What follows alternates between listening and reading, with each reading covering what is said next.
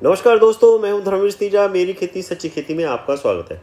कुछ दिन पहले, ये 27 अप्रैल 2022 की न्यूज़ है, कुछ दिन पहले ये न्यूज़ आई है डिपार्टमेंट ऑफ फर्टिलाइजर से कि गवर्नमेंट ऑफ इंडिया ने जो फर्टिलाइजर सब्सिडी है, जो फास्फोरस और पोटाश के ऊपर, जो 2020-21 में 57,150 करोड़ रुपए थी, वो अब बढ़ाकर खरीफ सीजन 2022 के लिए बढ़ाकर 6 महीने के लिए 60,939 करोड़ रुपए कर दी है।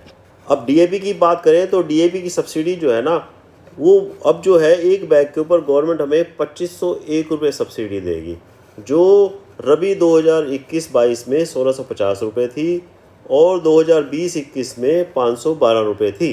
ये सब कुछ अलग सा हटकर लगता है कि एक बैग पर 1-1.5 साल में सब्सिडी 500-1200 लेके 2501 रुपये हो गई। इंटरनेशनल मार्केट में कच्चे माल के संकट की वजह से फर्टिलाइजर कीमतों में बढ़ोतरी हुई है, क्लियर है। खादों के बिना खेती बहुत मुश्किल है, लेकिन देश में फर्टिलाइजर का उत्पादन बहुत कम होता है, तो बाहर से मंगवाना पड़ता है। तो आज मैं अपनी वीडियो में ये डिस्कस करूंगा कि दूसरे देशों में खादों के क्या रेट हैं, खादें महंगी हो रही हैं, क्यों हो रही हैं, हमारी गवर्नमेंट क्या कर रही है, और इन बढ़ती कीमतों के बीच में हमारे पास क्या विकल्प है। नीति आयोग की बैठक में सब्सिडी के बारे में क्या बातें हो रही हैं। अब एक किसान को सिंचित गेहूं या धान के लिए 1 एकड़ में, देखो ये 3 बैग 45 किलो वाले यूरिया की जरूरत होती है, 1 बैग डीएपी की होती है और आधा बैग म्यूरेट ऑफ पोटाश की पड़ती है। ठीक है, सब्सिडी बहुत ज़्यादा है, लेकिन 1 एकड़ में जब हम ट्रैक्टर चलाते हैं तो 30 लीटर डीजल भी लगता है। उस पर भी हम किसान जो है ना वो टैक्स देते हैं। टैक्स काफ़ी ज़्यादा है, आपको पता है, डीजल पेट्रोल पर। दवाइयों पर जो हम कीड़े मार दवाइयाँ यूज़ कर रहे हैं या फंजीसाइड यूज़ कर रहे हैं, उसके ऊपर 18% जीएसटी लगता है। 2,500-3,000 3,500 की दवाई प्रति एकड़ वो भी हम यूज़ करते हैं। खेती के उपकरणों पर भी टैक्स लगता है, मतलब कि हम भी कुछ ना कुछ योगदान करते हैं। खादों पर भी 5% टैक्स है। पीछे सर्दियों में गेहूं की बिजाई के समय डीएपी की शॉर्टेज हो गई थी, लाइनों में लगकर मिला, मुश्किल से मिला, कईयों को समय पर नहीं मिल सका। बीच में बारिश भी ज़्यादा आई, बीमारी भी आई, ग्लूम ब्रोच आई गेहूं की। इसमें मार्च में ज़्यादा गर्मी हो गई। पैदावार 80% किसानों की जो है ना 15-16 क्विंटल से लेकर 19 क्विंटल के बीच में रहेगी, लेकिन 20% ऐसे भी किसान थे जिनकी पैदावार 20 से 23 क्विंटल प्रति एकड़ रही।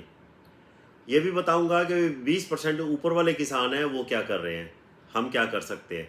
अब यूरिया का कट्टा जो हमें 267 रुपये का मिलता है, उसके ऊपर भी कहते हैं बहुत ज़्यादा सब्सिडी दे रहे हैं, वो हमें बहुत महंगा पड़ता है अगर सब्सिडी ना हो तो।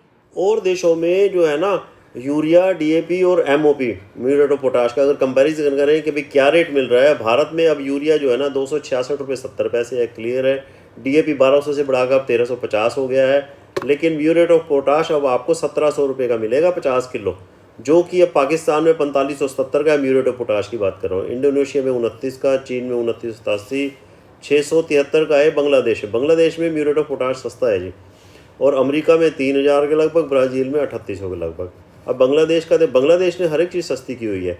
यूरिया 719 का है और डीएपी 719 का है एक बैग, लेकिन पाकिस्तान में भी यूरिया 791 का है। हाँ, ये यूरिया में फ़र्क है। और इंडोनेशिया में 593 का है यूरिया, चीन में 2100 का है एक बैग 50 किलो का, अमेरिका और ब्राज़ील में 3036 का है। यही हाल डीएपी का है। पाकिस्तान में डीएपी 4177 रुपये का है, चीन में 2400 रुपये का है, इंडोनेशिया में 9700 का है, बांग्लादेश में 719 है। बांग्लादेश ने डीएपी कम किया हुआ है। अमेरिका में 3600 का और ब्राज़ील में 4100 का है। ये कंपैरिजन है और देशों में क्या रेट बिक रहा है। हम जो है ना डीएपी के लिए जो फास्फोरस जो है 40% के करीब चाइना से मंगवाते थे। कोविड-19 करके चाइना ने अपना प्रोडक्शन कम हो गई, तो उन्होंने अपना निर्यात कम कर दिया है। पूरी दुनिया में ही जो है ना प्रोडक्शन, एक्सपोर्ट, इंपोर्ट और ट्रांसपोर्ट कम हुआ है। शिपिंग कंटेनर्स में भी कमी आई है। अब यूरोप, अमेरिका, ब्राज़ील, जो दक्षिण पूर्व एशिया के जो देश हैं, वहाँ पर मक्का ज़्यादा होता है। उन्होंने मक्के की ना रेट ज़्यादा थे इस साल, तो वो इस तेज़ी को खपा गए, सहन कर गए।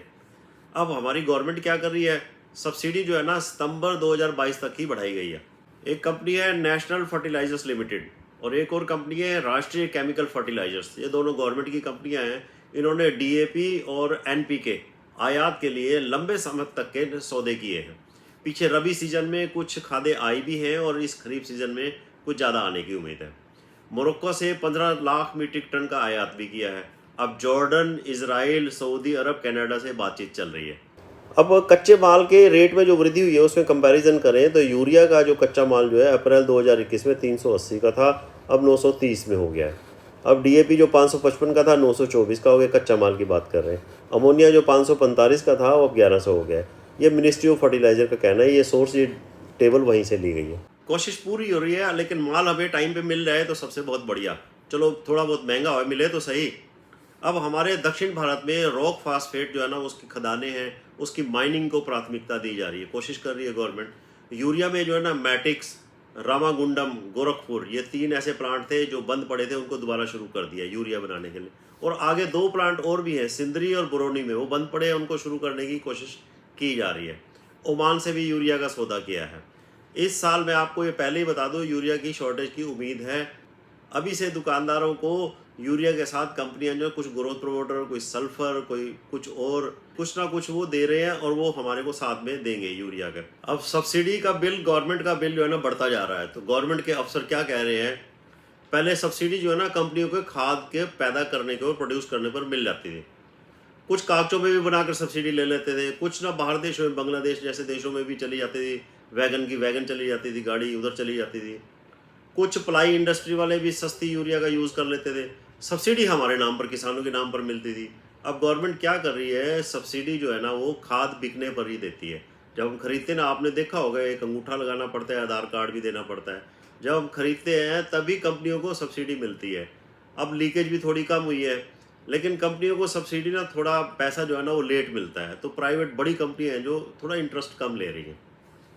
अब नीति आयोग के लोग भी जो बैठकों में बैठते हैं, एयर कंडीशन बैठकों में बैठते हैं, वो कहते हैं जी सब्सिडी जो है ना सीधे किसानों के खाते में दो, डीबीटी के जरिए दो, डायरेक्ट बेनिफिट ट्रांसफर के जरिए दो। भाई खाद जो है ना हम पूरे रेट पर खरीदें, बाद में जो है सब्सिडी हमारे खातों में आती रहे। गवर्नमेंट के पास हमारे अकाउंट नंबर तो है ही। और एक और बात वो कह रहे हैं 50 किलो की जगह 10 किलो 5 किलो की पैकिंग कर दो, थोड़ी पैकिंग होएगी तो थोड़ा डालेंगे। चलो जी, सोच है उनकी। अब नैनो यूरिया भी मार्केट में आ गया है। खाद के सभी बैग्स पर कहते हैं जी एक क्यूआर कोड हो, जो हम और चीज़ें मंगवाते हैं उनके पर क्यूआर कोड होता है, जो स्कैन करके हम शॉपिंग मॉल में जाते हैं, तो इस तरह से एक क्यूआर कोड हो, उसकी ब्लैक मार्केटिंग रुक जाए। ये आइडिया ठीक है। प्राकृतिक खेती को भी इसी प्रभाव है, सब्सिडी के प्रभाव में बढ़ावा दिया जा रहा है। अब सारा सिनेरियो मैंने आपके सामने रख दिया है। अब एक और बात मैं आपके सामने रखता हूँ, अपना विश्लेषण बताता हूँ आपको कि जो किसान, लगभग 20% जो किसान है वो ज़्यादा पैदावार लेते हैं, हर छिवाई उनकी पैदावार ज़्यादा निकलती है। हम कहते हैं जी प्रोग्रेसिव फार्मर है, उनका मुकद्दर अच्छा है।